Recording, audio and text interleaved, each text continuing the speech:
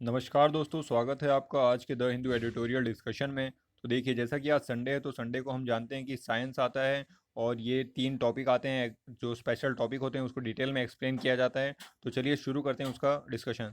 देखिए, पहला आर्टिकल बात कर रहा है जो अभी यूएसए ने अभी इमिग्रेशन के ऊपर बैन लगा दिया है, उसके ऊपर बात कर रहे हैं। दूसरा बात कर रहा है कि अभी जो कैसे पैथोजन है जो कैसे वो एनिमल टू ह्यूमन ट्रांसफ़र कर रहे हैं उसके बारे में डिस्कस करेंगे इस आर्टिकल में। ठीक है। और थर्ड आर्टिकल देखिए बात कर रहा है कि कैसे अभी जो आरोग्य सेतु ऐप है उसको कैसे पूरे पैन इंडिया में लागू किया गया है, तो उसके क्या क्या कॉन्सिक्वेंसेस हैं। ठीक है, तो आरोग्य सेतु के बारे में इसमें बात करेंगे। तो चलिए स्टार्ट करते हैं जो यूएसए का इमिग्रेशन बैन है उसके बारे में। ठीक है, तो देखिए, अभी वहाँ पे न्यू वीज़ा और ग्रीन कार्ड को सब बंद कर दिया गया है कि कोई भी नया अभी ग्रीन कार्ड इशू नहीं किया जाएगा। ग्रीन कार्ड क्यों दिया जाता है दोस्तों? क्योंकि अगर वहाँ पे आपको परमानेंट रेसिडेंसी चाहिए तो आपको वहाँ पे ग्रीन कार्ड लेना पड़ता है यूएसए में। ठीक है, तो अभी क्योंकि आप देख रहे हैं कि ऑल ओवर दी वर्ल्ड कैसे कोविड 19 फैला हुआ है, तो सारे ही जो नेशन है उनकी इकॉनमी ठप चल रही है, जॉब जा रही है लोगों की। तो लोगों के अंदर एक मानसिक तनाव आ रहा है कि हमारे पास जॉब नहीं है, फूड सिक्योरिटी नहीं है और फैमिली को देखना है। ठीक है, तो इसको ही देखते हुए अभी जो यूएसए के प्रेसिडेंट है डोनाल्ड ट्रम्प साहब, उन्होंने कहा है कि वो 60 दिनों के लिए यानी 2 महीने के लिए अभी जो भी है इमिग्रेशन है उसको वीज़ा वगैरह देंगे नहीं, तो बैन कर रहे हैं वो इमिग्रेशन, यानी वहाँ पे आप ऐसे जाके रह नहीं सकते हो। ठीक है, लेकिन कुछ एक्सेप्शंस हैं। ठीक है, तो देख लेते हैं उसमें क्या क्या है। देखिए, अभी बताया जा रहा है कि इन्होंने ऐसा स्टेप क्यों लिया है। ठीक है, क्योंकि देखिए इकॉनमी गिरते जा रही है। ठीक है, तो और ऊपर से उनका री इलेक्शन होने वाला है 2020 में। देखिए, यूएसए में 4 साल में एक बार इलेक्शन होता है, तो 2016 में एक इलेक्शन हुआ था, तो अभी अगला इलेक्शन 2020 में होने वाला है। तो एक तो अभी कोविड 19 चल रहा है, तो देखते हैं कि क्या उसका कुछ पोस्टपोनमेंट होएगी या एग्जैक्ट डेट पे ही होगा, वो भी एक बात रहेगी। तो अभी उनका इलेक्शन भी है और ये पेंडेमिक भी है, तो लोगों की जॉब जा रही है, इसलिए उन्होंने क्या किया है कि इमिग्रेशन को बैन कर दिया है, ताकि जो भी जॉब इसके बाद निकलें लॉकडाउन ख़त्म होने के बाद, वो पहले अमेरिकन्स को मिले, उसके बाद भी दूसरे कंट्री के लोगों को मिले। ये उनके सोचना है। ठीक है, तो what does it mean for visa applicant. ठीक है, तो बोला जा रहा है कि जो वीज़ा अप्लाई करेंगे उनके लिए क्या है जो अप्लाई करते हैं, जैसे कि आप जानते होंगे H1B वीज़ा के बारे में, ये काफ़ी सुर्खियों में रहता है। जो स्किल्ड वर्कर होते हैं, जैसे कि भारत से बहुत सारे जो आईटी फील्ड के लोग होते हैं, वो काफ़ी जो स्किल्ड वाले लोग होते हैं वो यूएसए में जाके काम करना प्रेफर करते हैं, क्योंकि वहाँ पे उनकी अच्छी डिमांड है, उनको अच्छी पे मिलती है। ठीक है, तो उनके लिए अलाउड है, ऐसा नहीं है कि उनको आने नहीं दिया जाएगा। तो वो H1B जो स्किल्ड वर्कर हैं वो जा सकते हैं, और जो एग्रीकल्चर वर्कर हैं जो H2A वीज़ा लेके जाते हैं वो भी जा सकते हैं, और जो सीजनल वर्कर हैं जो H2B वीज़ा की कैटेगरी में आते हैं वो भी जा सकते हैं। तो ये कुछ एक्सेप्शंस हैं, ये वीज़ा होल्डर्स हैं, ये जा सकते हैं, अप्लाई कर सकते हैं वीज़ा के लिए। ठीक है, बाकी वो यूएसए पे डिपेंड करेगा कि कितने लोगों को लेना है, कैसे क्या क्या उनके क्राइटेरियाज रहेंगे। ठीक है, तो ये बात हो गई किसको किसको अलाउ करने वाले हैं। और जो हेल्थ केयर सेक्टर में काम करते हैं उनको भी रियायत दी जाएगी, हो सकता है उनको भी अलाउ कर दिया जाए। ठीक है, तो ये बात बताई जा रही है। और एक और उन्होंने कहा है कि जो वहाँ पे जिनकी फैमिलीज़ हैं, जो जिनके पार्टनर्स वहाँ रहते हैं, माइनर चिल्ड्रन हैं, ठीक है, उनके लिए भी एक्सेप्शंस हैं, वो भी अप्लाई कर सकते हैं और बात कर सकते हैं, उनको भी बैन नहीं झेलना पड़ेगा। आगे देखते हैं। देखिए, आर्म्ड फोर्सेस को भी एक्सेप्शन दिया गया है कि जो आर्म्ड फोर्सेस किसी प्रोजेक्ट में इन्वॉल्व है, कुछ काम से यहाँ वहाँ है, तो उनको भी अलाउ किया जाएगा। ऐसा नहीं कि आप किसी प्रोजेक्ट में काम कर रहे हो और कहीं और हो तो फिर आपको अलाउ नहीं किया जाएगा। ठीक है, तो ये सब कुछ एक्सेप्शंस उन्होंने बना के रखे हैं ताकि इन लोगों को कम से कम जाने दिया जाए। अब एक बड़ा सवाल ये आ रहा है कि कितने जॉब्स, अगर आप ऐसा कर पाओगे तो कितने जॉब्स आप बचा सकते हो अपने अमेरिकन के लिए। ठीक है, तो ये एक थोड़ा सा चौंकाने वाला फैक्ट है कि कुछ ज़्यादा फ़ायदा होने वाला नहीं है। ठीक है, जहाँ की यूएस में इससे 3 लाख 3.5 लाख आप कह सकते हो कि 3.5 लाख ही जॉब्स इससे पॉसिबल हो पाएंगी, कि इतने ही जॉब आप स्पेशली अमेरिकन के लिए बचा पाओगे। तो इसको एक बड़ा नंबर नहीं बताया जा रहा है। जो राइटर है उनका कहना है कि ये कोई बड़ा नंबर नहीं है, तो इसका कोई मेजर इफेक्ट देखने को मिलने वाला नहीं है। ठीक है, अब देखिए बोला जा रहा है कि जो स्किल्ड वर्कर फ्रॉम इंडिया है, क्या उनके ऊपर कोई इम्पैक्ट होगा? तो जैसा कि हमने अभी देखा कि उनके ऊपर इतना इम्पैक्ट देखने को नहीं मिलने वाला है। ठीक है,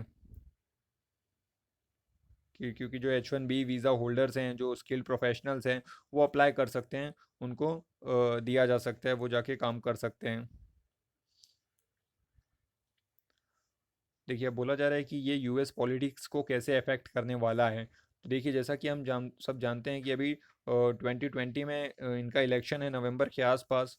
तो कहा जा रहा है कि हो सकता है ये इनकी एक वो हो कि कैसे हम एक कहते हैं कि हम आपको ये दे देंगे, वो दे देंगे। हो सकता है ये उनका एक प्रलोभन हो कि मैं कैसे अपने देशवासियों के लिए काम कर रहा हूँ, और मैं पहले इनके जॉब सिक्योरिटी के ऊपर विचार कर रहा हूँ, फिर मैं दूसरे कंट्रीज़ वालों को प्रेफरेंस दे रहा हूँ। तो हो सकता है इनका एक ये पॉलिटिकल एजेंडा हो कि कैसे मैं अपनी डूबती हुई पॉलिटिक्स को संभालूं, क्योंकि इनका भी काफ़ी क्रिटिसिज्म हुआ है डोनाल्ड ट्रंप का। तो इनके री इलेक्ट होने के ऊपर भी काफ़ी सवाल हैं, ठीक है। तो इनके जो कंपटीटर हैं, अभी इनके कंपटीटर जो बिडेन हैं, जो प्रीवियस ओबामा जब प्रेसिडेंट थे तब वाइस प्रेसिडेंट रह चुके हैं, ठीक है। तो उनके साथ अभी उनका कंपटीशन है, तो देखने वाली बात होगी कि कौन जीत के सामने आने वाला है।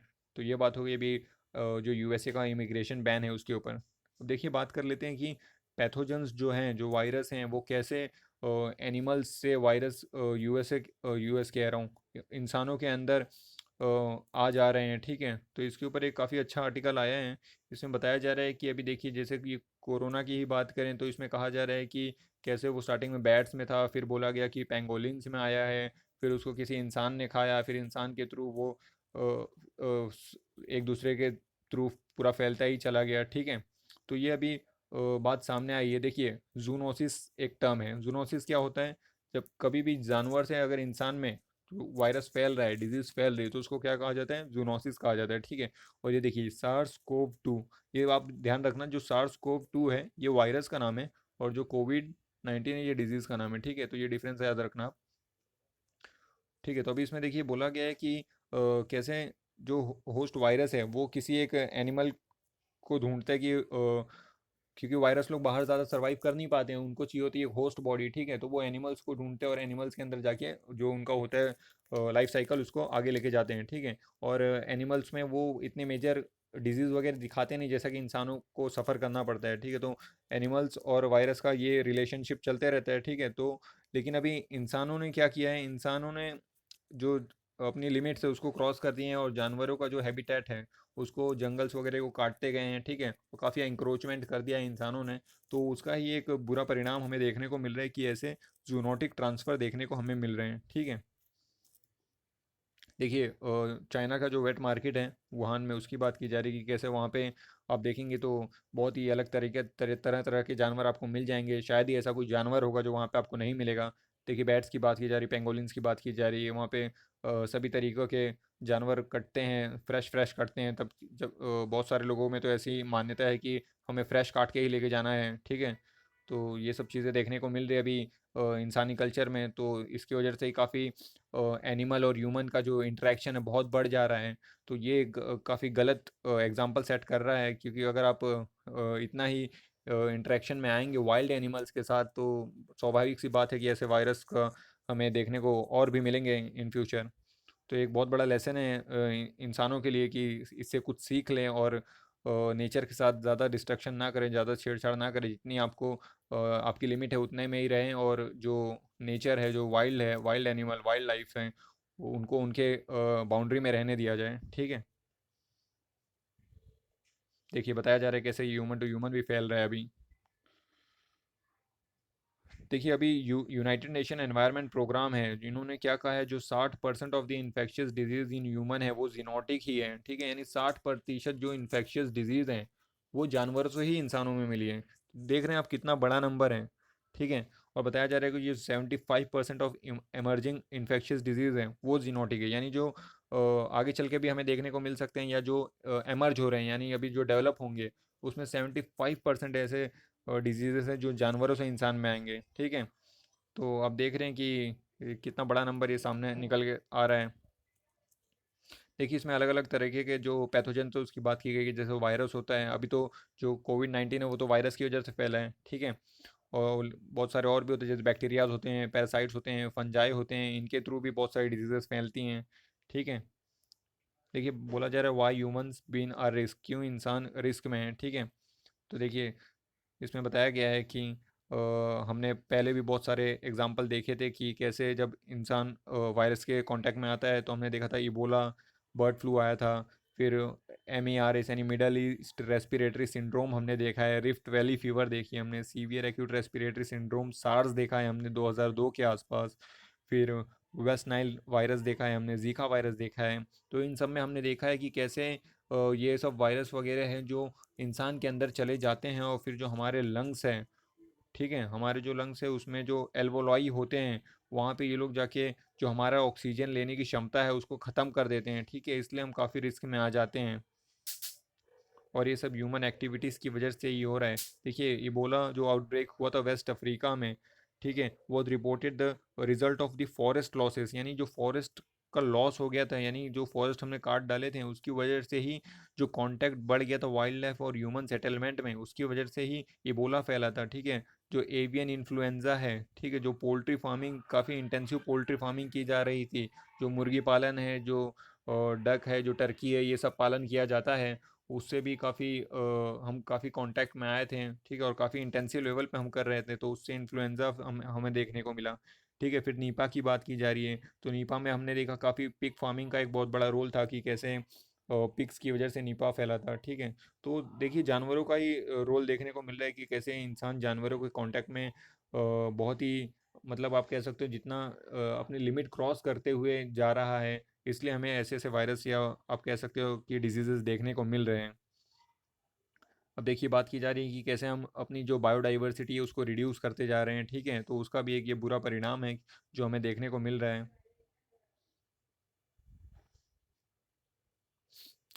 और देखिए, बताया जा रहा है कि कैसे जो वाइल्ड लाइफ ट्रेड होता है, जैसा कि वुहान की बात की गई, वेट मार्केट में बताया मैंने आपको, अर्बनाइजेशन बढ़ते जा रहा है कि हमारे यहाँ भी देखिए अब पॉपुलेशन बढ़ रहा है, तो रहने की जगह कम है, तो रहने के लिए और सेटलमेंट बनाए जा रहे हैं, तो सेटलमेंट बनाने के लिए ज़मीन चाहिए, तो ज़मीन के लिए जंगल काटे जा रहे हैं, ठीक है, वो भी एक रोल है। और जो डाइटरी हैबिट्स है लोगों की, जैसा कि चलो इंडिया तो बहुत सही है कि इंडिया में आप देखेंगे तो काफ़ी लोग वेजिटेरियंस हैं, तो इंडियन की ये काफ़ी एक अच्छी बात है, लेकिन ऐसा हर जगह तो नहीं है। आप चाइना का ही एग्जांपल लिए, वहाँ पे तो आप देखेंगे कि क्या क्या ही क्या लोग खाते रहते हैं, ठीक है, तो उसकी बात की गई है।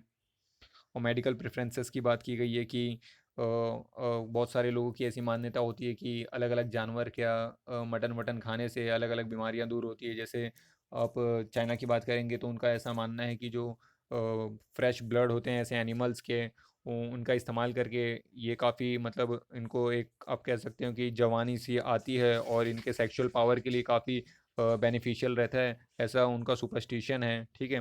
तो ऐसी अलग अलग मान्यताएं हैं लोगों में, जिसकी वजह से काफ़ी इंटरेक्शन बढ़ रहा है एनिमल्स के बीच में और ह्यूमंस के बीच में, ठीक है, तो ये सब चीज़ें भी हमें देखने को मिल रही है। अब देखिए, प्लांट किंगडम की बात की जा रही है कि क्या हमें प्लांट किंगडम से भी खतरा है। अभी तक तो हमने ये देख लिया कि एनिमल से हमें क्या क्या नुकसान हो सकता है अगर हम वाइल्ड एनिमल की टेरिटरी में घुसने की कोशिश करेंगे, तो हम इंसानी प्रजाति ने को क्या क्या नुकसान देखने को मिल सकता है वो हमने देख लिया। अब यहाँ पे बात की जा रही है क्या प्लांट किंगडम से भी हमें सचेत रहने की ज़रूरत है। तो बट ऑब्वियस सी बात है, आप किसी भी की टेरिटरी में घुसेंगे तो आपको कुछ ना कुछ रिटेलिएशन का सामना करना ही पड़ेगा। तो यहाँ पे बताया जा रहा है कि अभी तक हो सकता है हमने प्लांट से कोई भी डिजीज़ देखी ना हो इंसानों के ऊपर, ठीक है, लेकिन अगर बहुत सारी वायरस या बहुत सारी डिजीज़ वहाँ से भी इंसानों में आ सकती है, इसलिए आप लोग नेचर का बिल्कुल ख्याल रखिए और बिल्कुल भी नेचर को डिस्ट्रॉय करने की कोशिश ना करिए, वरना हो सकता है कि हमें इससे भी कुछ ना कुछ डिजीज़ देखने को मिले, ठीक है। अब देखिए, एक नया कंसेप्ट यहाँ पे देखने को मिल रहा है, वन हेल्थ का कंसेप्ट। तो ये वन हेल्थ का कंसेप्ट क्या है, तो देखिए, अभी WHO ने कहा है कि one health is an approach to designing and implementing programme policies legislation and research in which multiple sector communicate and work together to achieve better public health outcome. मतलब समझ रहे हैं कि जो ग्लोबल लेवल पे यानी ऑल पब्लिक लेवल की जो हेल्थ आउटकम्स है उसको सुधार करने के लिए जो भी प्रोग्राम्स पॉलिसीज बनाएंगे, ठीक है, यानी उसके ऊपर काम करेंगे, उसको क्या टर्म दिया गया, वन हेल्थ कंसेप्ट दिया गया, ठीक है। तो ये WHO का वन हेल्थ का कंसेप्ट आप ध्यान रख सकते हो, ठीक है। अब देखिए, बात की जा रहा है कि इसके आगे क्या, व्हाट लाइज अहेड, ठीक है, तो इसमें देखिए जैसे कि ये एक बहुत बड़े एपिडेमिक डिजीज बहुत अभी फैलते ही जा रहा है, हम हर कुछ ना कुछ वर्षों पे एक नया नई बीमारी देख रहे हैं। तो अभी वही बात की गई है कि आप नेचर के साथ छेड़छाड़ ना करें, आप अपनी लिमिट्स में रहें, ठीक है, वन हेल्थ का कंसेप्ट लेके आएँ, बायोडाइवर्सिटी मेंटेन करें, ठीक है, तो तभी हमें एक सेफ वर्ल्ड में रह पाएंगे, ठीक है। तो यही था इस आर्टिकल में। अब देख लेते हैं आरोग्य सेतु के बारे में क्या बात की जा रही है। तो देखिए, अभी गवर्नमेंट ने आरोग्य सेतु ये एप्लीकेशन इंस्टॉल करने के ऊपर काफ़ी ज़ोर दिया है, ठीक है। और इसमें क्या पता चलता है, इसमें दरअसल ये आपको पता चल जाएगा कि क्या आपको हो सकता है कि आप सस्पेक्ट हो कोविड 19 के, और अगर आपके आजू बाजू से कोई जाएगा जो कोविड 19 का पेशेंट होगा, तो भी आपको ये ऐप जानकारी दे देगा, ठीक है। तो और ये जब इंस्टॉल हुआ तो इसने काफ़ी रिकॉर्ड कायम किया था कि काफ़ी कम टाइम में सबसे ज़्यादा डाउनलोड होने वाला एप्लीकेशन भी बन गया था ये। तो इससे भी इशू आ रही है, इसमें डाटा का इशू आ रहा है कि इसमें जो डाटा स्टोर होगा, तो डाटा प्राइवेसी का वही इशू है जो हम देखते ही रहते हैं हर हर बार। जैसे स्प्रिंकलर में हमने देखा कि केरला गवर्नमेंट ने कैसे जो केरला का डाटा है वो स्प्रिंकलर जो यूएसए बेस्ड कंपनी है और उसको दे दिया है, तो उसकी वजह से वहाँ पे इशू आ गए हैं। क्योंकि आप जानते हैं कि data is the new new oil, यही कहा जाता है, क्योंकि आने वाले समय में डाटा ही बहुत महत्वपूर्ण होगा। डाटा के ऊपर ही पूरा गेम होता है। जैसे कि आप ये देख सकते हैं कि आप अगर कुछ भी सर्च करेंगे तो उसकी एडवर्टाइजमेंट आपको देखने को मिल जाती है। तो इससे कंपनियां क्या करती हैं कि पता करती हैं कि कौन सी चीज़ डिमांड में है और कौन से कंपनी का कौन सा प्रोडक्ट का क्या रिव्यू है, ठीक है। तो ये डाटा एनालिटिक्स बहुत बड़ा फील्ड आज के डेट में निकल के सामने आ रहा है, ठीक है। देखिए, बताया जा रहा है with no legislation on how the online privacy of the Indian is to be protected, Aarogya Setu user have little choice but to accept the privacy. वही बताया जा रहा है कि प्राइवेसी को ऊपर कोई बात नहीं कही गई है, लेकिन हम मजबूर हैं कि हमें ये सब जो आता है ना कि आप एक्सेप्ट करते हैं, जो जो भी आप इंस्टॉल करेंगे तो आपको एक्सेप्ट करने का एक ऑप्शन आता है, ठीक है। तो मजबूर रहते हैं हम क्या करते हैं, हम एक्सेप्ट करते हैं और प्रोसीड कर लेते हैं, ठीक है। देखिए, बताया जा रहा है कि क्या इसमें प्राइवेसी कंसर्न्स है, तो बट ऑब्वियसली है कि प्राइवेसी कंसर्न्स तो रहेंगे ही, ठीक है। और इसमें बताया जा रहा है कि सबको, हर एक इंडिविजुअल को कैसे यूनिक यूनिक जो डिजिटल आईडी दी जाएगी, तो उसके ऊपर भी एक इशू है कि उससे तो पहचान में आ जाएगा कि ये कौन सा व्यक्ति है। तो इसमें एग्जांपल ये दिया गया है कि जैसे गूगल पे वगैरह काम करते हैं, वो लोग क्या करते हैं, अलग अलग व्यक्ति को आप अलग अलग टाइम यूज़ करेंगे, उनकी जो सर्विसेज होती हैं, तो अलग अलग नंबर दिया जाता है। तो आप ऐसा कुछ लेके आ सकते हैं, ठीक है। ये जो ट्रेस टुगेदर उनका प्रोग्राम है, या फिर आप कह सकते हैं सिस्टम है, सर्विस है, और उसका एग्जांपल दिया गया है कि आप इस सर्विस से सीख ले सकते हैं और इसके जैसा कुछ इम्प्लीमेंट कर सकते हैं, ठीक है। देखिए, यहाँ पे बताया गया है कि गूगल और जो एप्पल है, एप्पल और गूगल के प्रोजेक्ट कैसे डिफरेंट है, ठीक है। देखिए, इसमें क्या होता है, जो ब्लूटूथ के थ्रू इसको दोनों को कनेक्ट कर दिया गया है, एंड्रॉयड और जो एप्पल है आईओएस सिस्टम, उसके थ्रू वो एक जो डिवाइसेस वाले हैं एक दूसरे से कांटेक्ट कर सकते हैं। जो हेल्थ केयर ऐप्स हैं वो एक दूसरे से कांटेक्ट कर सकते हैं, ठीक है। तो वो एग्जांपल दिया गया है कि आप इनसे लेसन ले सकते हैं और इसकी तरह सर्विस को थोड़ा बहुत प्रोवाइड कर सकते हैं। तो ये डाटा का इशू है इसके ऊपर, ठीक है। ट्रांसपेरेंसी का इशू है कि ये डाटा को कैसे सेफ रखेंगे आप, और जो विक्टिम है कोविड 19 का, क्या उसको कुछ डिस्क्रिमिनेशन का सामना करना पड़ सकता है, ठीक है। अब देखिए, जो साइंस एंड टेक्नोलॉजी वाला पेज है उसको डिस्कस कर लेते हैं कि उसके बारे में क्या है। तो देखिए, आज एक इसमें बहुत ही सही वाला कॉन्सेप्ट देखने को हमें मिल रहा है कि जो एनवायरमेंटल सर्विलांस है, ठीक है, एनवायरमेंट से हम जो सर्विलांस कर सकते हैं उसके ऊपर बात की जा रही है। यहाँ देखिए, एनवायरमेंटल सर्विलांस, तो देखिए इसका मेजर रोल आज की डेट में ये हो सकता है कि हमें, देखिए जैसे कि भारत की अगर मैं बात करूं तो यहाँ पे टेस्टिंग कम है, ठीक है। तो इसका ये एक यूज़ करके एनवायरमेंट सर्विलांस का, जैसे कि अगर कोई एक एरिया है उसको हमने कोविड फ्री कर दिया है, लेकिन हमने ऐसा तो है ना कि 100% टेस्टिंग की हो, तो आप क्या कर सकते हैं, वहाँ की जो सीवेज हैं, जो नालियाँ हैं, वहाँ पे क्योंकि स्टूल पास करते हैं लोग, जो फिर पाइपों के थ्रू वो उस सीवेज में आ जाता होगा, ठीक है। तो आप उस सीवेज से उस टूल्स के सैंपल या फिर जो भी चीज़ें लोगों के घरों से आ रही हैं, जो कचरा है, उसका सैंपल लेके टेस्टिंग कर सकते हैं। तो अगर कोई भी पॉजिटिव पाया जाएगा कि कुछ वायरस उसमें दिखाई देगा, तो हम एक अंदाज़ा लगा सकते हैं कि हाँ, यहाँ पे अभी भी वायरस है। लेकिन अगर नहीं पाया जाएगा तो एक हमें एश्योरिटी हो जाएगी कि ये एरिया सेफ है। तो एक बहुत बड़ा पूल टेस्टिंग के रूप में ये एक हथियार बन सकता है, जो एनवायरमेंटल सर्विलांस है, ठीक है। तो काफ़ी एक अच्छा ये कंसेप्ट लगा है आज का जो साइंस एंड टेक्नोलॉजी में आया है, ठीक है। इसमें हम देखिए सीवेज की सैंपलिंग लेते हैं, जो आप देख सकते हैं फोटो में कैसे सीवेज से सैंपल लिया जाता है, फिर उसको टेस्ट किया जाता है, फिर देखा जाता है कि क्या इसमें वायरस है कि नहीं है। देखिए बात की जा रही है कि स्टूल्स वगैरह पास करते हैं लोग, तो वो सबके सैंपल्स इसमें मिल जाते हैं, ठीक है। और बोला गया है कि थोड़ा सा लेट आपने ये कंसेप्ट लगाया, आप पहले भी लगा सकते थे, ठीक है, क्योंकि अभी हमें पता नहीं कि क्या हम कम्युनिटी ट्रांसमिशन जो स्टेज 3 है वहाँ पे पहुँच गए हैं कि नहीं पहुँच गए हैं। अगर वहाँ पहुँच गए होंगे तो काफ़ी दिक्कत की बात है, ठीक है। आप सब जानते हैं ना कि स्टेज 1 है, स्टेज 2 है, स्टेज 3 है, स्टेज 4 है, ये कोरोना वायरस फैलने के। स्टेज 1 क्या था? स्टेज 1 ये था कि कोई बाहर से बाहर से आ रहा है फॉरेन से, तो वो स्टेज 1 है। स्टेज 2 क्या है? कोई फॉरनर आया है, उससे आप कॉन्टैक्ट में आए हैं, तो वो स्टेज 2 है।